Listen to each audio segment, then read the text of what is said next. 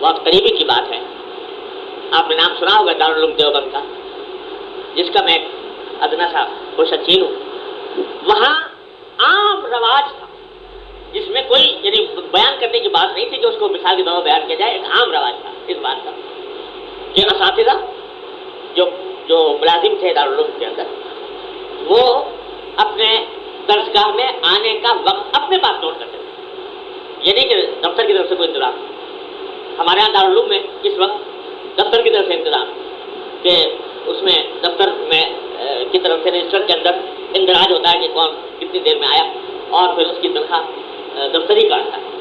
لیکن وہاں یہ کوئی انتظام نہیں تھا، بلکہ وہاں ہر شخص اپنی ذمہ داری خود محسوس کرتے ہوئے اپنا وقت نوٹ کرتا تھا کہ میں فلاں وقت میں آیا اور فلاں وقت میں گیا. اور اگر بیچ میں کوئی ذاتی کام پیش آ گیا یا کوئی مہمان ملنے کے لیے آ گیا، اس کا وقت اپنے پاس نوٹ کرتا تھا.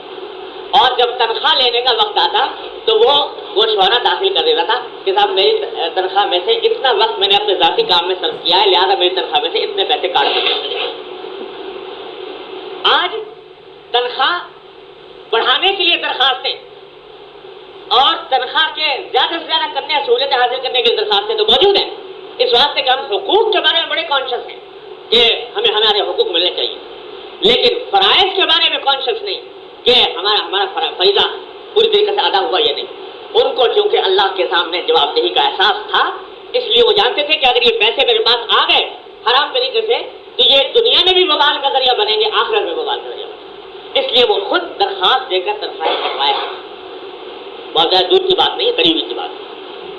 ایک دو نے بے شمار مثالیں اس کی ہیں اور قریبی کے معاشرے میں، بلکہ میں اگر کہوں کہ اس معاشرے میں جس کی برائی کرتے ہم نہیں تھکتے، اس میں آج بھی الحمدللہ ایک بہت بڑی تعداد ایسے اللہ کے بندوں کی ہے جن کو یہ ذمہ داری کا احساس ہے اور جو اپنے حقوق کے بارے میں اتنے فکر مند نہیں جتنے فرائض کی ادائیگی کے بارے میں فکر مند ہیں، اور وہ بھی الحمدللہ اسی دنیا میں جی رہے ہیں اور بہت اچھی طرح جی رہے ہیں.